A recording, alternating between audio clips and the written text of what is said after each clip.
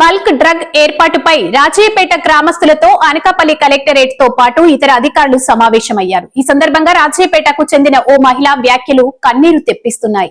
Petro ducks కాలుష్యంతో పిల్లలు పుట్టడం లేదని, పుట్టిన దివ్యాంగులుగా ఉంటున్నారని ఆవేదన వ్యక్తం చేసింది.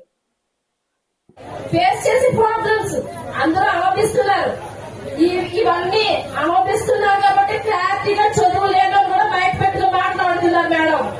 ఎందుకంటే పిల్లలు ఉన్నంత వరకు ఒక బాధ, లేకపోతే ఒక బాధ. ఆవిడ పిల్లలకి అంటాం మేడం, జీవితం అంతా మేము ఏ పని చేయకుండా ఆ పిల్లలకి చూసుకోవాలా మేడం? మీకు అర్థమవుతుంది కదా మా బాధ, మీకు అర్థమవుతుంది కదా అనుకుంటున్నా నేను. మా హోమ్ మినిస్టర్ అంతా కాదు, ఆమె కూడా అర్థం చేసుకోవాలి మేడం. మేడం, ఇద్దరు బేబీస్ అనేసి సిజరీన్ అయిపోయింది. తర్వాత మళ్ళీ గర్భంలో కాయలండి మేడం, 5 kgs కాయ. పీరియడ్స్ కట్టలో వచ్చి ఏంటండి ఈ పొల్యూట్ ఏంటండి? మాకు ఎవరు చెప్తారు మేడం? అసలు చెప్పండి మేడం. మీరు ఏ నిర్ణయం తీసుకున్నారో మాకు తెలియదు మేడం. మీరైతే మా ఊళ్ళో అడుగు పెట్టినప్పుడు మేము డిసైడ్ అయ్యాం, కాట్రామ్ గారు వస్తున్నారు, మనకు న్యాయం జరుగుతుంది అని డిసైడ్ అయ్యాం. ఇక్కడ క్యాన్సర్ తోటి, కిడ్నీ వ్యాధులతోని, లెవెల్తోని అన్నిటితోటి బాధపడ్డారు.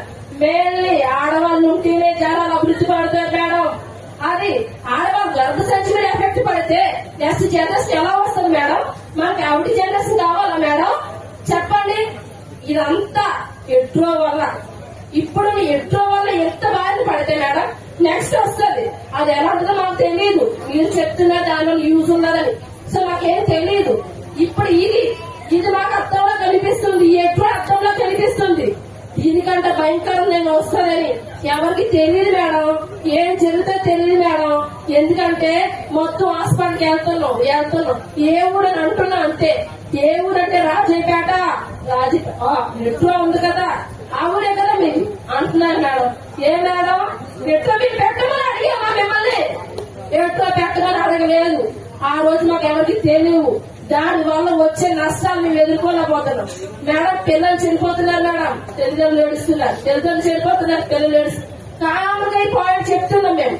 ఎందుకు కామన్గా చెప్తున్నాం అంటే ఆ ఆవేదన ఎలా ఉంటుందో ఒక ఆడమనిషి మీకు తెలుసు. మీకు తెలుసు, ఒక మహిళగా ఒక బిడ్డకి జన్మనివ్వకపోవడం ఎంత దౌర్భాగ్యమో తెలుసు. ఎందుకంటే సూటిపోటు మాట తెలుసు. ఇంకా మహిళ ఏం చేస్తుంది మేడం? డబ్బులుంటే పెద్ద హాస్పిటల్ చూపించుకోవడం, లేదంటే ఇంకేం చేస్తుంది?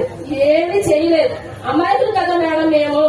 ఎందుకంటే మొన్న మీడియా మేడం గారు మాట్లాడేది అంతే. మేడం గారు రాజీపేట ప్రజలంటే అమాయకులు అమ్మ అన్నారు. సో నిజంగా మేము అమాయకులమే.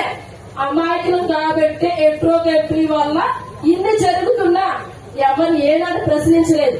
ప్రశ్నించినా సరైన సమాధానం రాలేదు. సో ఆయన ఊరుకున్నాం మేము. ఎందుకంటే అయిపోయిన తర్వాత ఏం చేయలేం కదా మేడం. మనసు అయిపోయిందంటే ఏం చేయలేము. ఇప్పుడు బర్త్డేకి వెళ్ళి మా తొలి తేలాలి కదా మేడం. సముద్రంలోకి వెళ్తే తిన్నట్టు లేదు.